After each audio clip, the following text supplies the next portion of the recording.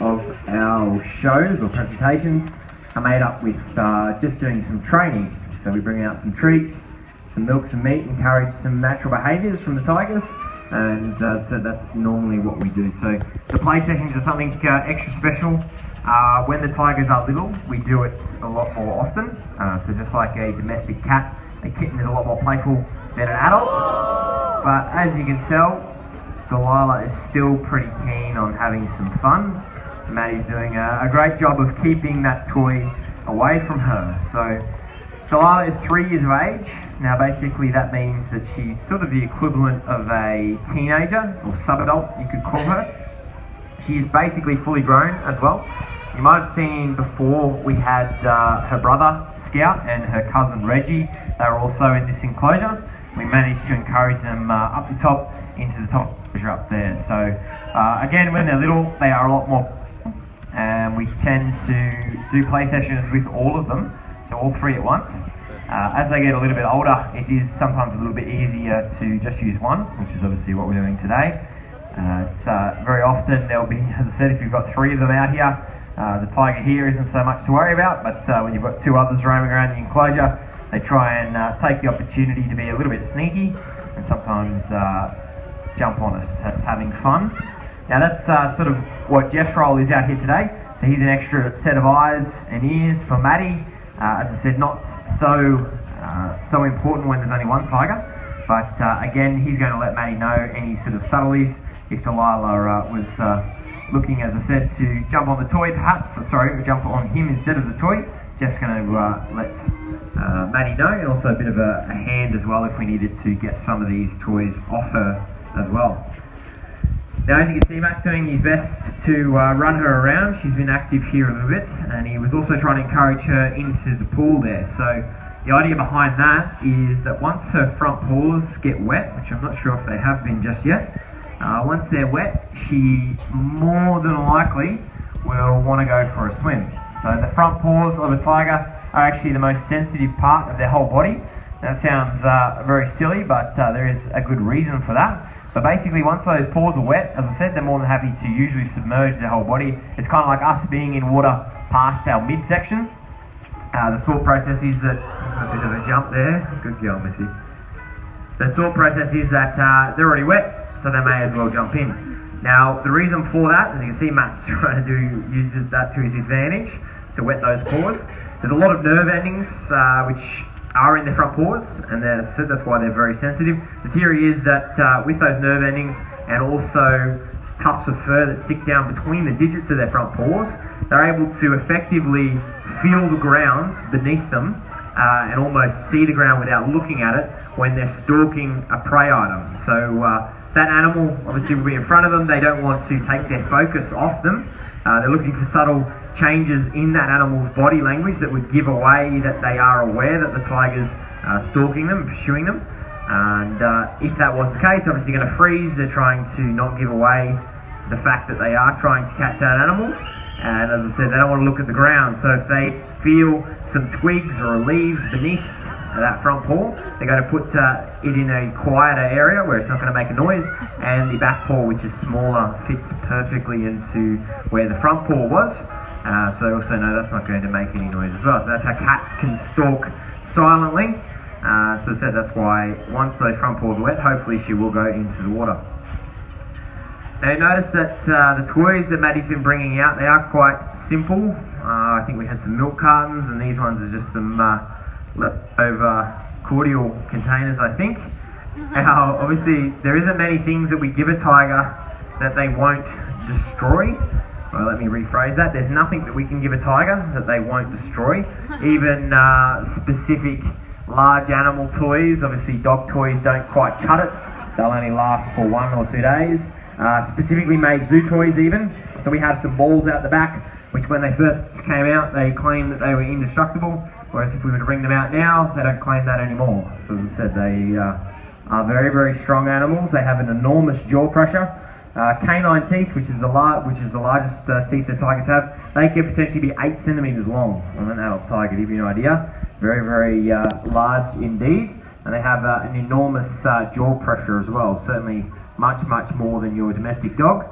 And obviously they have some pretty impressive claws also, so they have 10 of those, 5 on each paw. Again, they are very large, so they're about the same size as your pinky finger curled over, to give you an idea. So by making these toys nice and cheap and replaceable, inexpensive, Delilah still has lots of fun, but it doesn't matter if she destroys them, we can simply make them again for her whenever we want to do that again. So tomorrow, for instance, we can just make some more. Now, as I mentioned, that the older the tigers get, the less playful they are. That's why we don't do these sessions as often as when they're little cubs. When they're cubs, we actually do it every single day. They have lots and lots of energy to burn off. They'll basically play with anything, so we can just snap off some pieces of the bamboo there, as long as it's got a leaf or two on the end, and they'll chase that around for hours and hours. Whereas, as I said, they get a bit older to be a little bit more creative. So, example A. I don't know what you would call this, but it seems to be doing the trick.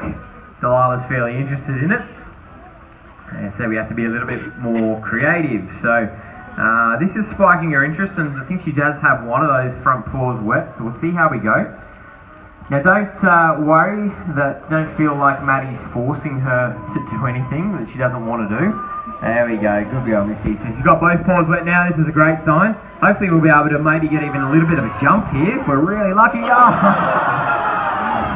Give her a clap anyway, because we got in there.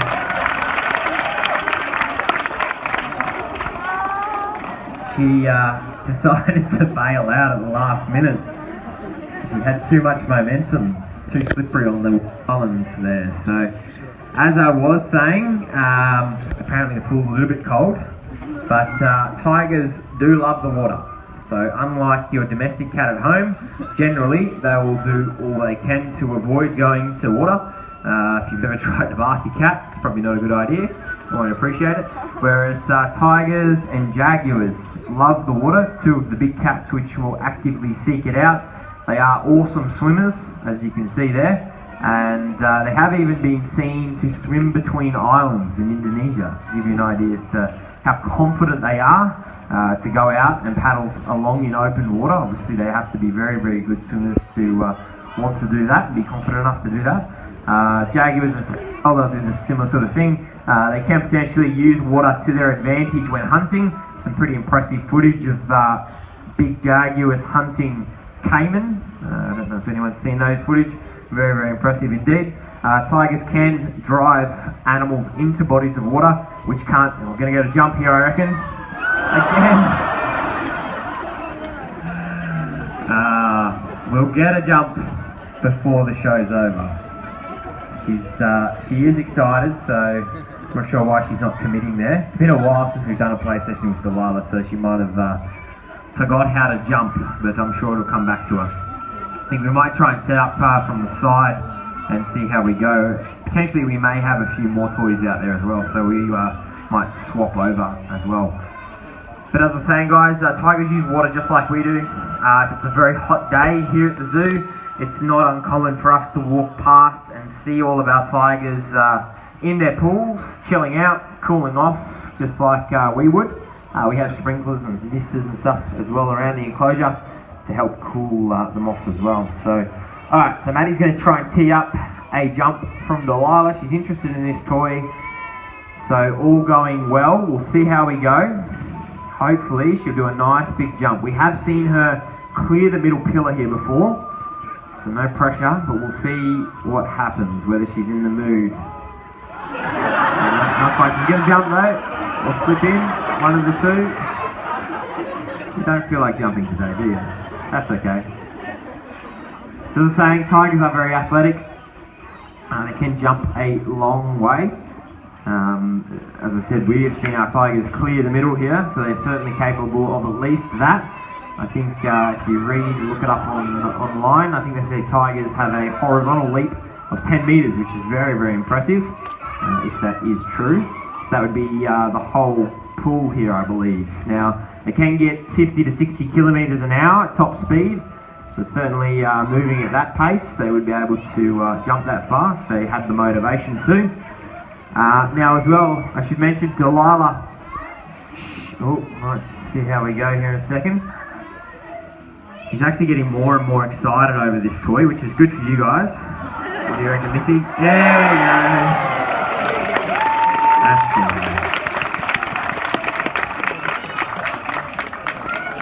So we got there in the end. Good girl, Delilah.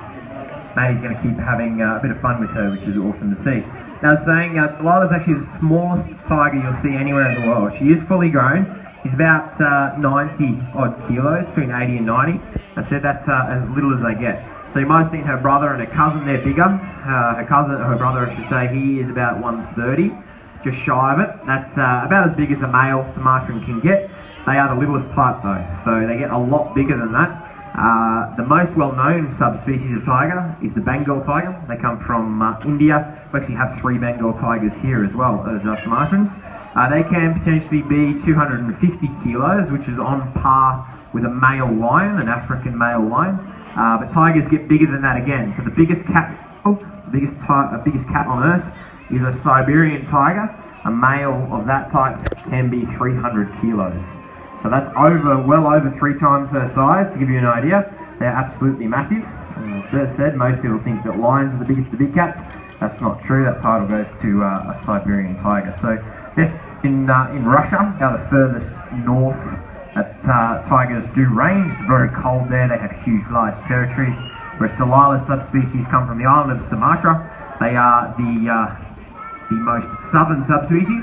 They also come from a very hot climate. They come from rainforest, dense, thick jungle as well. So it makes sense that perhaps they're not as big, to maybe be a little bit more agile to pick through trees when hunting, things like that, compared to some of their other subspecies of tigers. But I will mention, guys, Delilah's type, as I said, they come from the island of Sumatra. They are actually the last island types of tigers that we have. We used to have tigers in Java, also a separate island. We used to have tigers on Bali, where a lot of us Aussies go on holidays. Not there anymore. They're extinct. We don't even have any in zoos anywhere around the world, so they're lost forever. The Sumatran tiger, these guys are the next most endangered. There's only about 400 of them left in the wild. So as you can imagine, that's not many at all. So on a busy day, today's quite busy actually, there's probably almost the same amount of people listening to me talk right now as there is wild Sumatran tigers left on Earth. And we have a similar number in captivity, so we have about 300 in zoos around the world, including here. So you're looking at one of the most endangered cats left on the planet. Unfortunately, all tigers are in trouble though, all the different types. Globally, the global population, if we were to count every single wild individual, is less than about 4,000. That's in all the countries remaining around the world. A lot of tigers in captivity than there is left in the wild. So the reason that we do have them in captivity and we continue to breed them, make sure that they have healthy genetics for the future. Basically, that's a plan B. In case we do lose all the tigers in the wild, at least we still do have some in zoos. And as I said, maybe down the track we could potentially look at releasing them into the wild. That's not going to happen anytime soon though, because if we did, they would be poached and killed just like the ones out there in the wild are at the moment. That's why we've lost 96% of global tiger numbers in 100 years. So basically, as I said, people go out, catch tigers, they sell their body parts onto the black market. There's a demand from the traditional Asian medicine trade for tiger body parts. You can use the term medicinal very loosely because it's proven that they have no medicinal properties to them. So it is sad that it does continue to today. But if you wanted to know more about that, guys, or more about our conservation work, we have one of our handlers, Connor, down on the right hand side of the pool, just giving you a wave there. As I said, he's the man to go speak to if you have any of those questions. And also, if you'd like to throw in some change into our conservation box, we have a little box down there, which we help pay the wage of anti-poaching rangers over in Sumatra. But I said if you want to know more, do make use of his time afterwards. And I think we're going to continue on with having a little bit of fun here. Alright, so you've noticed that she hasn't lost interest in this toy. It means that we haven't had to replace it just yet. And sometimes if they get boring like those first two, and change it around out to some other ones.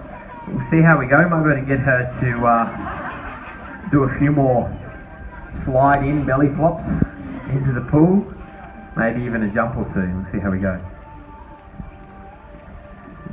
So basically a lot of this playing around is encouraging natural behaviours.